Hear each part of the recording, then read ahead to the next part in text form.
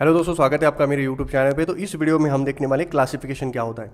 ठीक है, तो क्लासिफिकेशन देखो दोस्तों, हम क्लासिफिकेशन में क्या क्या पढ़ेंगे।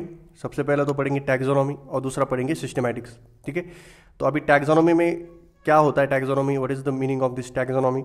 तो टैक्सोनॉमी क्या होता है, टैक्सोनॉमिकल क्लासिफिकेशन होता है। अब टैक्सोनॉमिकल क्लासिफिकेशन क्या होता है, ऐसे टैक्सॉन्स में हम एक ऑर्गेनिज्म को बांट देते हैं। ये जो टैक्सॉन है, किंगडम एक टैक्सॉन है, दूसरा टैक्सॉन फाइलम है, तीसरा टैक्सॉन क्लास है।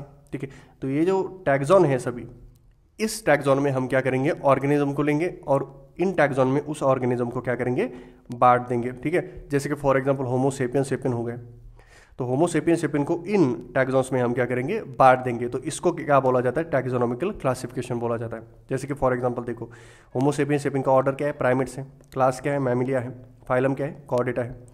तो ऐसे हमने जो ये बांट दिया है होमो सेपियन सेपियन को, इसके बेसिस पे हम होमो सेपियन सेपियन की कैरेक्टरिस्टिक्स को आइडेंटिफाई कर सकते हैं। जैसे कि for example homo sapien sapien primate होते हैं। अब प्राइमेट क्या होते हैं, इसके बारे में मैं आगे बताऊंगा आपको।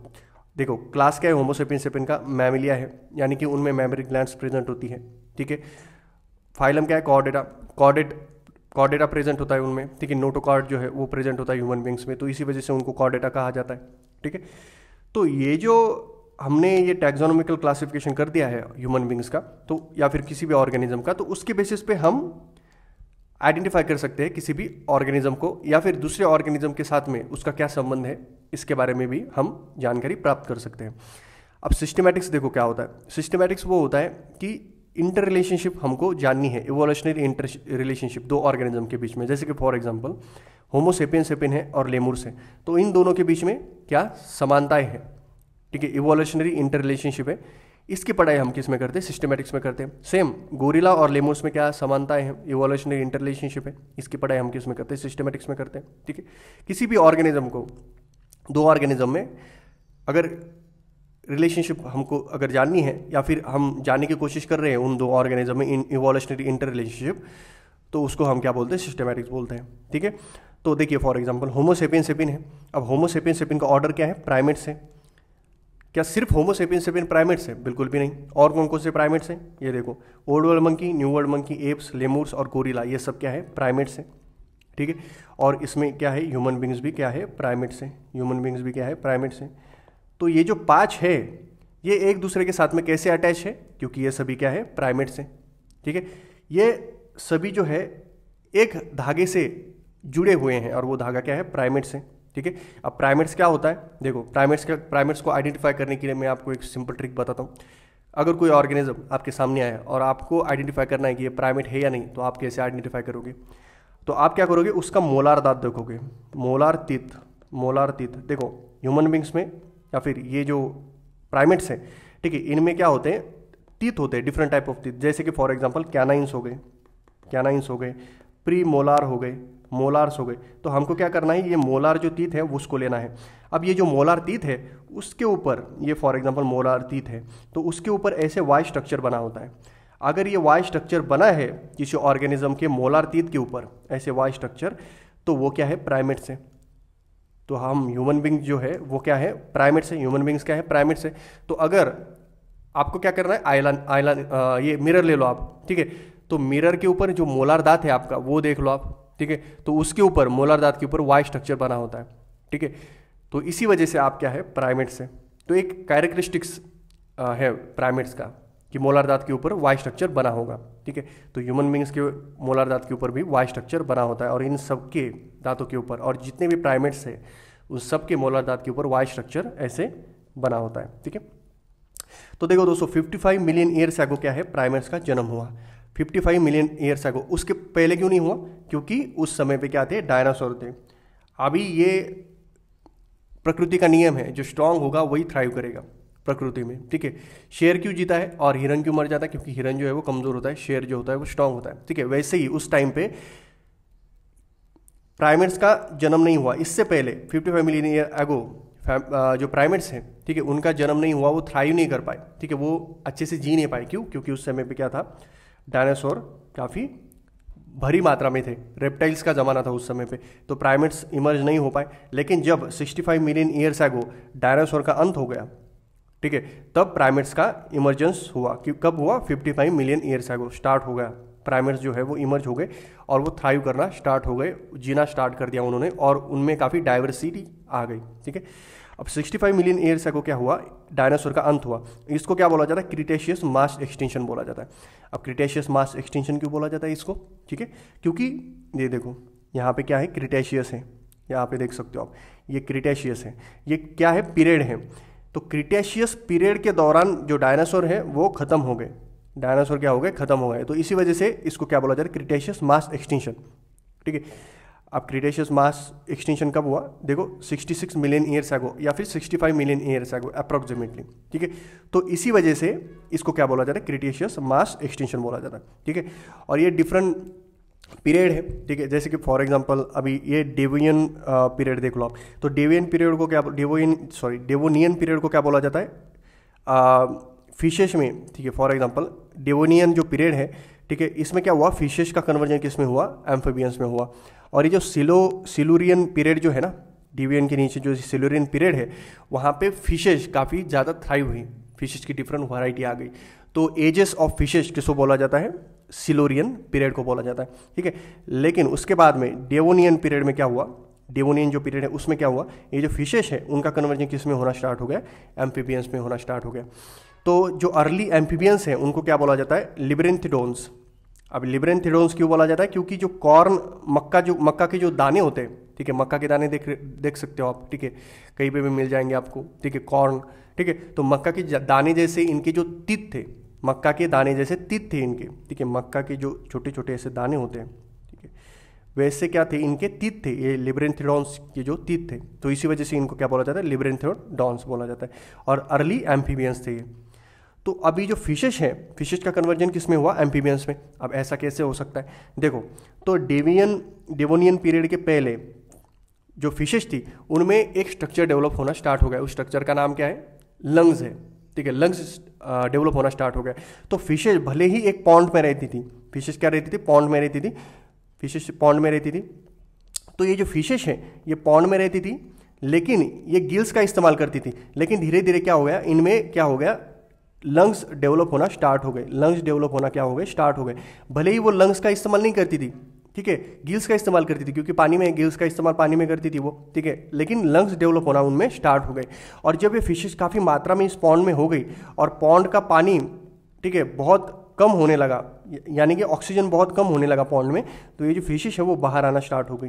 ठीक है, अब जब ये बाहर आने लगी तो लंग्स का इस्तेमाल करने लगी, ठीक है, लंग्स का इस्तेमाल करने लगी, फिर ये बाहर ही रहने लगी, ठीक है, अपने लंग्स के बदौलत। और धीरे धीरे फिर ये फिशेस का कन्वर्जन किसमें हुआ, एम्फीबियंस में हुआ। ठीक है, ठीक है, अब एम्फीबियंस का मतलब क्या होता है, जो पानी में भी रह सकते हैं, जो बाहर भी रह सकते हैं। तो इनमें क्या थी, गिल्स भी थी, ठीक है, मतलब ये पानी में भी रह सकते थे और जमीन पे भी रह सकते थे। ठीक है, धीरे धीरे फिर इनका कन्वर्जन किस में हुआ, एम्फीबियंस में। ये फिशेस का कन्वर्जन किस में हुआ, एम्फीबियंस में हुआ। और अर्ली एम्फीबियंस जो थे वो कौन थे, लैब्रिन्थिडोन्स थे। ठीक है, समझ में आया दोस्तों। तो अब हम देखते हैं क्लासिफिकेशन के बारे में, एक एक क्लासिफिकेशन के बारे में देखेंगे हम। ठीक है, तो पहले देखेंगे एरिस्टोटल की क्लासिफिकेशन के बारे में, उसके बाद में हम आएंगे बाद में लिनियस के क्लासिफिकेशन के ऊपर, उसके बाद में हम आएंगे कोपलैंड के क्लासिफिकेशन के ऊपर, फिर विटकर के क्लासिफिकेशन के ऊपर और फिर वुड्स के क्लासिफिकेशन के ऊपर। ठीक है, तो एक एक करके देखेंगे हम कि कैसे क्लासिफिकेशन धीरे धीरे एडवांस होती चली गई। ठीक है, तो एरिस्टोटल ने क्लासिफिकेशन किया था 4th सेंचुरी में। ठीक है, तो इसने क्या किया था, एनिमल्स और प्लांट्स को सिंपली सेपरेट किया था। तो एनिमल्स को क्या कर दिया इसने कि कुछ एनिमल्स लैंड में रहते हैं, कुछ एयर में, कुछ वाटर में। ठीक है, और प्लांट्स, एक सबसे छोटे प्लांट्स, उससे बड़े प्लांट और सबसे बड़े प्लांट। ठीक है, तो एनिमल का क्लासिफिकेशन किस बेसिस पे किया इसने, हैबिटेट के बेसिस पे। ठीक है, किस बेसिस पे, हैबिटेट की, लैंड में कौन रह रहे हैं, कौन से एनिमल रह रहे हैं, एयर में कौन से एनिमल रह रहे हैं और वाटर में कौन से एनिमल रह रहे हैं। समझ में आया। और प्लांट का क्लासिफिकेशन किस बेसिस पे किया कि हर्ब जो होते हैं वो छोटे होते हैं, श्रब उनसे थोड़े बड़े होते हैं और ट्री सबसे बड़ी होती है। तो हाइट की बेसिस पे, ठीक है, हाइट की बेसिस पे, ठीक है, या फिर वेट की बेसिस पे, ठीक है, क्लासिफिकेशन किया। ठीक है, किसका, प्लांट्स का। और एनिमल्स का क्लासिफिकेशन हैबिटेट के बेसिस पे किया। तो इसका ड्रॉबैक देखो क्या है। अब ये बहुत सिंपल है, मतलब जब मैं बता रहा था आपको ये क्लासिफिकेशन, तो आपको भी लग रहा होगा कि क्या भंगार क्लासिफिकेशन है ना। तो ये काफ़ी सिंपल है, ठीक है। और माइक्रोस्कोपिक ऑर्गेनिज्म के बारे में तो एरिस्टोटल को पता ही नहीं था, ठीक है, कि बैक्टीरिया होते हैं, ये होते वो होते, तो सवाल ही नहीं आता कि माइक्रोस्कोपिक ऑर्गेनिज्म को वो जगह दे दे अपनी क्लासिफिकेशन में, ठीक है। उसको जो दिखता था, एनिमल्स दिखते थे, उसको प्लांट्स दिखते थे, तो इन दोनों को ही क्या किया, उन्होंने क्लासीफाई किया सॉरी। तो grouping by habitat led to the unrelated organism being together, ठीक है, हैबिटेट के बेसिस पे एनिमल्स को इसने क्या किया, क्लासीफाई किया, ठीक है। कुछ लैंड में रहते, कुछ एयर में, कुछ वाटर में, ठीक है। तो देखो अभी हैबिटेट मतलब पानी है, समुंदर है, ठीक है, सी है, तो सी में फिश भी रहती है, ठीक है, फिश भी रहती है, और समुंदर में क्या रहती है, वेल्स भी रहती है, समुंदर में वेल्स भी रहती है, ठीक है। तो इन दोनों को इसने क्या क्लासीफाई कर दिया, फिशेस क्लासीफाई कर दिया, ठीक है। लेकिन हम सबको पता है कि वेल्स जो है वो मैमल्स है, वेल्स क्या है, मैमल्स है, और जो फिश है, ठीक है, वो फिश है, ठीक है। तो एरिस्टोटल ने क्या किया, वेल्स को भी फिश कंसिडर कर लिया, ठीक है, क्योंकि वेल भी समुद्र में रहती है और फिश भी समुद्र में रहती है। तो इसी वजह से ये क्या हो गया, ये जो क्लासिफिकेशन है ये काफ़ी ख़राब था, ठीक है।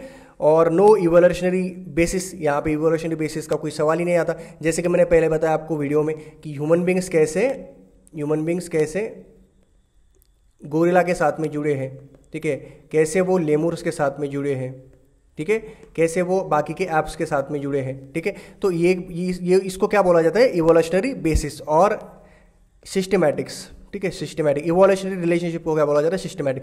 तो सिस्टमैटिक्स के बारे में तो एरिस्टोटल ने कुछ पढ़ा ही नहीं था, क्योंकि उस समय पे 4th सेंचुरी में कोई भी साइंटिफिक डिस्कवरी नहीं हुई थी, माइक्रोस्कोप भी नहीं था, तो इवोल्यूशनरी बेसिस का कोई सवाल ही नहीं उठा, ठीक है। तो उसके बाद में क्या आया, लीनियस ने लाया 2 किंगडम क्लासिफिकेशन, जो आया था इसमें इस ईयर में 1758 में, ठीक है। तो इसने क्या किया, एरिस्टोटल ने प्लांटी और एनिमलिया को डिफरेंशिएट कर दिया, किंगडम प्लांटी और किंगडम एनिमलिया, ठीक है। तो प्लांटी में इसने क्या क्या रख दिया, देखो ऑल प्लांट्स रख दिए, पूरे के पूरे प्लांट, उसके बाद में अलगाई भी रख दिया, फंगाई भी रख दिया और बैक्टीरिया भी रख दिया, ठीक है। आपको समझ में आया होगा कि कितना मतलब ये भी क्लासिफिकेशन इतना कुछ अच्छा है नहीं था, क्योंकि बैक्टीरिया को भी इंक्लूड कर दिया इसमें प्लांटी में, और फंगाई को भी, ठीक है। और एनिमलिया में किसको डाल दिया इसने, ऑल एनिमल्स को, ठीक है। तो इसका ड्रॉबैक देखो क्या है, इसका ड्रॉबैक ये है कि प्रोकैरियोटिक्स यानी कि बैक्टीरिया ग्रुप विथ प्लांट्स, ठीक है। प्लांट्स के साथ में कौन आ रहा है, बैक्टीरिया आ रहा है। बैक्टीरिया क्या है, प्रोकैरियोट है, प्रोकैरियोट्स है, ठीक है, प्रोकैरियोट्स है बैक्टीरिया, और प्लांट्स क्या है, प्लांट्स है यूकैरियोट्स। तो ये दोनों को साथ में डाल दिया, तो ये गलत बात है, ठीक है। Fungi group with plants despite lacking chlorophyll. अब फंगाई अपना खुद का खाना नहीं बनाता, लेकिन प्लांटी तो अपना खुद का खाना बनाती है, ठीक है, लेकिन फंगाई को भी प्लांटी में डाल दिया इस लीनियस ने, तो ये भी गलत है। तो ड्रॉबैक में आगे है प्रोटिस्टा, ठीक है। प्रोटिस्टा में क्या है, यूग्लिना भी आती है, अमीबा आती है, ये डिड नॉट फिट वेल, ठीक है। और देखो प्रोटिस्टा जो है ना, ये डंपिंग किंगडम बोलते हैं इसको, ठीक है। ये मतलब काफ़ी कंफ्यूजिंग है। देखो हमने प्रोटिस्टा में यूग्लिना और अमीबा को क्यों इंक्लूड किया है, क्योंकि यूग्लिना और अमीबा दोनों यूनिसेलुलर यूकैरियोट्स हैं, ठीक है। लेकिन प्रॉब्लम ये है कि अमीबा जो है वो हेटेरोट्रॉपिक है और यूग्लिना जो है वो एटोट्रॉपिक है, ठीक है। तो ये प्रॉब्लम आती है यहाँ पे, ठीक है। मोड ऑफ न्यूट्रिशन दोनों का अलग अलग है, लेकिन यूनिसेलुलर यूकैरियोट्स है, इसलिए हमने इसको किस में डाल दिया, प्रोटिस्टा में डाल दिया। तो ये प्रोटिस्टा जो है काफ़ी कंफ्यूजिंग है, इसको डंपिंग किंगडम भी बोला जाता है, ठीक है।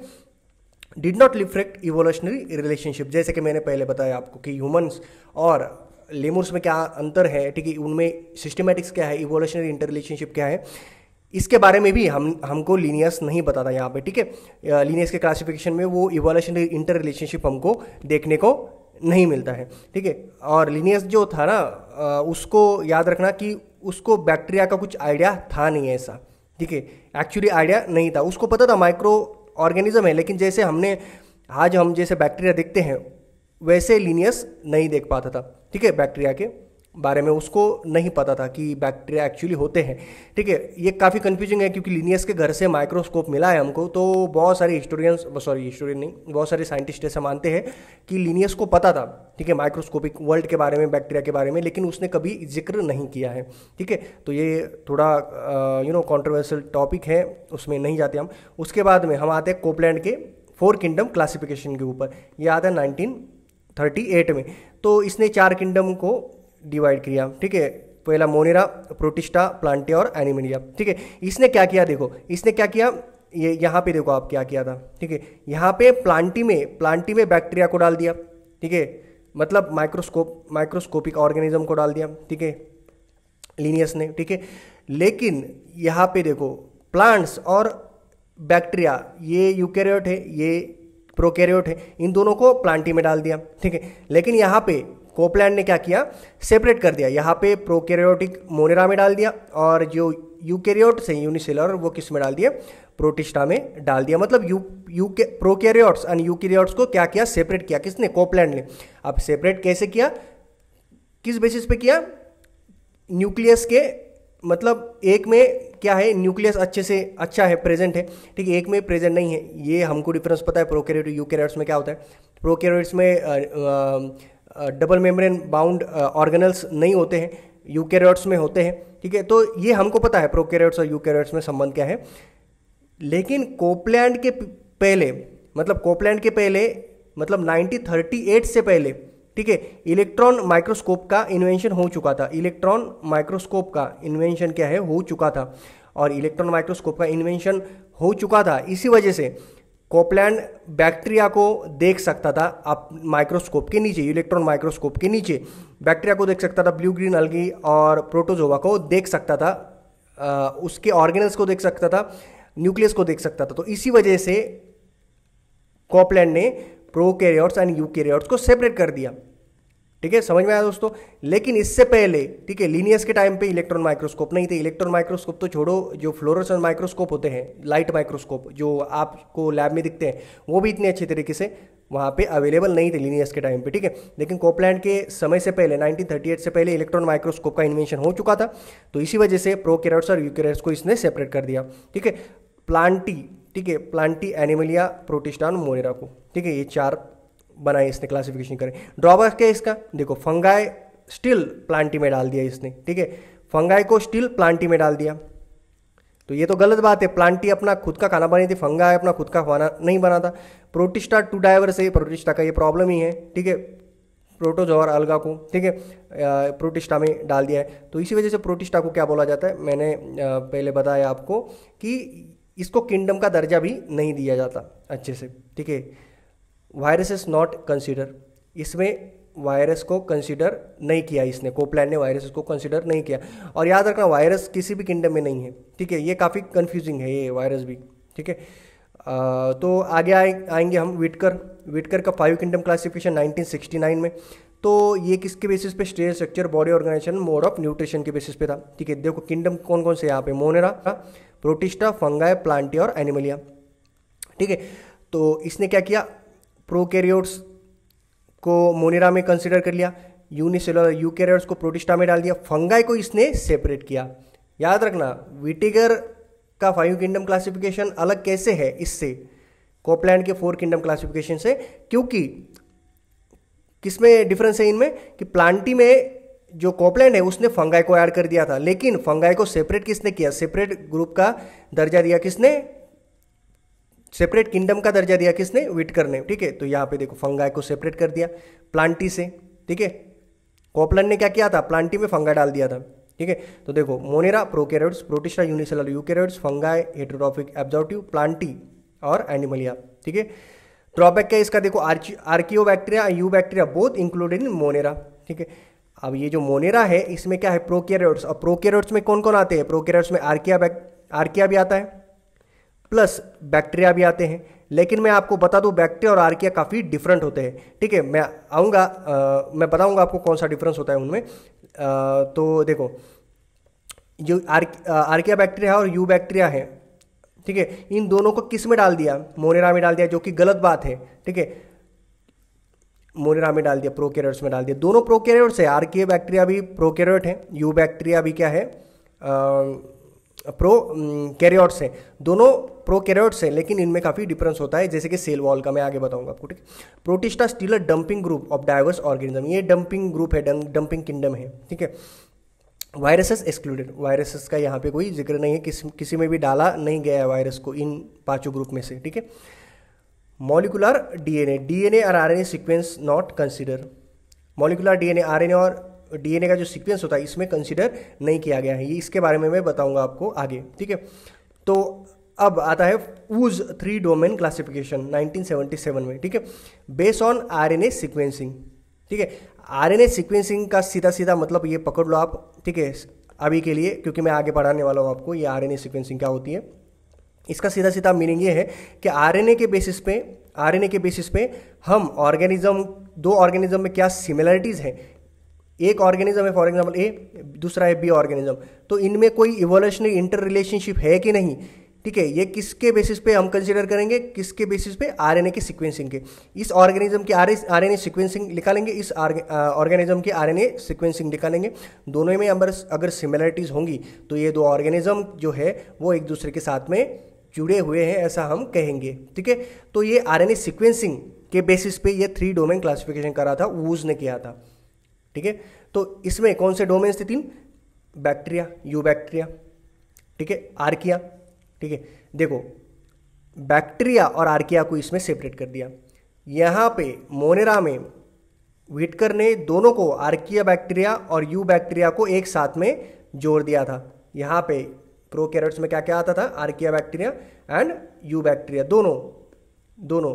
ठीक है, यहाँ पे बैक्टीरिया भी आते थे और आर्किया बैक्टीरिया भी आते थे, दोनों आते थे, लेकिन उसने क्या किया, इन दोनों को सेपरेट कर दिया। यहाँ पे देखो, यहाँ पे बैक्टीरिया है और यहाँ पे आर्किया है, इनको सेपरेट कर दिया।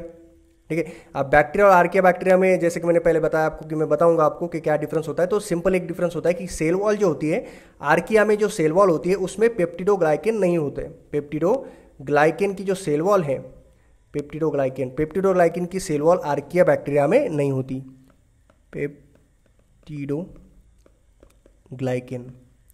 पेप्टिडोग्लाइकेन की जो सेल वॉल है, ठीक है, आर्किया बैक्टीरिया में नहीं होती, लेकिन बैक्टीरिया में प्रेजेंट होती है। ठीक है, यू बैक्टीरिया, ठीक है, देखो बैक्टीरिया में कौन कौन आ गई, बैक्टीरिया आ गए सभी। आर्किया बैक्टीरिया में क्या आ गया, आर्किया बैक्टीरियम। और यू बैक्टीरिया में कौन कौन आ गए, प्रोटिस्टा भी आ गई। ठीक है, यूनिसेलुलर यूकैरियोट्स, ठीक है, फंगाई भी आ गए। ठीक है, प्लांट्स भी आ गए और एनिमल्स भी आ गए। ठीक है, ये वूज का 3 डोमेन क्लासिफिकेशन है। ड्रॉबैक्स देखो इसके कौन कौन से, वायरस को फिर भी प्लेस नहीं मिला इसमें। ठीक है, वायरस को कहीं पे भी प्लेस नहीं मिलता किंगडम में। ठीक है, protista remain a very mix group. ठीक है, इसकी मतलब तो डंपिंग किंगडम है, इसकी तो हर जगह पे मतलब काफ़ी कंफ्यूजिंग है ये। ठीक है, too much emphasis on RNA. ठीक है, अदर फीचर्स इग्नोर। ठीक है, आरएनए पे काफ़ी एम्फेसिस दिया गया है, आरएनए जो सीक्वेंसिंग है, ठीक है, इसके ऊपर काफ़ी जोर दिया गया है ऑर्गेनिज्म को क्लासीफाई करने में 3 डोमेन्स में। ठीक है, ये आरएनए सीक्वेंसिंग जो होती है, आरएनए सीक्वेंसिंग मैं बताऊंगा आपको। ठीक है, बाद में चल के आरएनए सीक्वेंसिंग क्या होती है। ठीक है, some scientist argue domain are too broad for practical teaching. तो कुछ साइंटिस्ट ने बोला कि यू बैक्टीरिया में आपने प्रोटिस्टा को भी डाल दिया, फंगा को, बैक्टीरिया को, सॉरी प्लांट्स को और एनिमल्स को। यूकैरियोट्स में किसको इंक्लूड कर दिया, protista, fungi, plants and animals.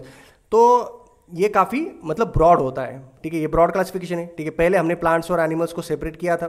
ठीक है, फंगाई को भी सेपरेट किया था। ठीक है, लेकिन जो वूज है इसने क्या किया, यूकैरियोट्स में प्रोटिस्टा को भी डाल दिया, फंगाई को भी, प्लांट्स को भी और एनिमल्स को भी। ठीक है, समझ में आया। तो ये है ये क्लासिफिकेशन 5 और उसके कुछ ड्रॉबैक्स।